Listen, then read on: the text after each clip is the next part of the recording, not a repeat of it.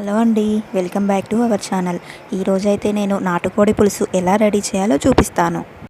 First మనము పోపు వేసుకుందాము. పోపులోకి బిర్యానీ ఆకు, జీలకర్ర, సాజీరా, లవంగాలు, ఇలాచీలు, దాల్చిన చెక్క ఇవన్నీ వేసి పోపు వేసుకోవాలి. ఆ తర్వాత ఆనియన్స్ వేసుకుందాం. ఆనియన్స్ వేసిన తర్వాత అయితే కొద్దిగా కరివేపాకు వేసుకొని బాగా కలుపుకోవాలి. కరివేపాకు, ఆనియన్స్ కొద్దిగా వేగిన తర్వాత అయితే మనము కొత్తిమీర, పుదీనా వేయాలి. కొత్తిమీర, పుదీనా ఇలా పోపులో వేసుకుంటే కర్రీ చాలా బాగుంటుంది. ఇవి వేసిన తర్వాత అయితే పచ్చిమిర్చిని వేసుకోవాలి. తర్వాత కొద్దిగా అల్లం వెల్లుల్లి పేస్ట్ని వేసుకోవాలి. వేసి కాసేపు కలపాలి. ఇలా కలిపిన తర్వాత కొంచెం వేగినాక ఆనియన్, అల్లం వెల్లుల్లి పేస్ట్ వేగిన తర్వాత మనము సరిపడా అంత పసుపు వేసుకోవాలి. ఇవన్నీ ఆయిల్లో ఫ్రై అయిన తర్వాతనైతే మనము వాష్ చేసి పెట్టుకున్న చికెన్ని ఈ పోపులో వేసుకోవాలి. ఇలా చికెన్ వేసి మనము బాగా కలుపుకోవాలి.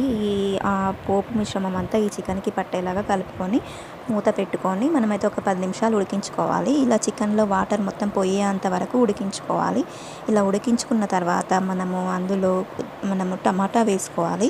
టమాటా వేసి మనము మళ్ళీ ఒక 10 నిమిషాలు అయితే ఉడికించుకోవాలి. తర్వాత టమాటా కొంచెం వేగిన తర్వాత అయితే మనం అందులో సరిపడా అంత కారం వేసుకోవాలి. ఇంకా ఉప్పు వేసుకొని మనమైతే మళ్ళీ మూత పెట్టుకొని ఉడికించుకోవాలి. తర్వాత అయితే మనము అందులో చింతపండు రసం వేసుకోవాలి. నాటుకోడి పులుసు కదా, చింతపండు రసం వేసుకోవాలి. సో నేనైతే రసం తీసి పెట్టాను. కొంచెము కారం వేసిన తర్వాత అయితే చింతపండు రసం వేసాను. వేసిన తర్వాత నేను మళ్ళీ గ్రేవీ కోసం అయితే వాటర్ యాడ్ చేశాను. సరిపడా అంత గ్రేవీ రావడానికి అయితే నేను వాటర్ కొంచెం ఎక్కువగానే యాడ్ చేసుకున్నాను. వాటర్ ఎంత ఎక్కువ అంటే ముక్క మునిగే అంతవరకు మనం వాటర్ యాడ్ చేసుకోవాలి. ఇలా చేసుకొని నేనైతే బాగా కలుపుకొని మళ్ళీ ఉడికించుకున్నాను మూత పెట్టుకొని. ఆ తర్వాత నేను మళ్ళీ కొబ్బరిని ఇలా గ్రేట్ చేసుకొని కొబ్బరి తురుముని వేసుకున్న తర్వాత కొంచెము ధనియా పౌడర్ వేసుకున్నాను. తర్వాత మళ్ళీ బాగా మిక్స్ చేశాను. తర్వాత అయితే నేను ఈ మసాలాలు అన్నీ ప్రిపేర్ చేసుకున్నాను. ఇవన్నీ వేసి నేనే రెడీ చేసుకున్న ఈ మసాలా ఫ్లేవర్ని అయితే నేను చికెన్కి పట్టించాను. ఇలా ఫస్ట్ ఉడికిన తర్వాత చికెన్లో ఈ గరం మసాలా పౌడర్ని వేసాను.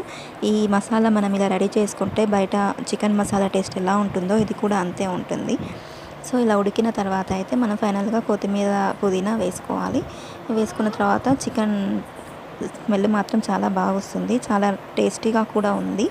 నేనైతే అప్పుడే ఆ చికెన్ కర్రీ కాగానే తినేసాను. సో మీకు కూడా నచ్చితే ఇలా ట్రై చేయండి. నచ్చితే లైక్ చేయండి, షేర్ అండ్ సబ్స్క్రైబ్ ప్లీజ్.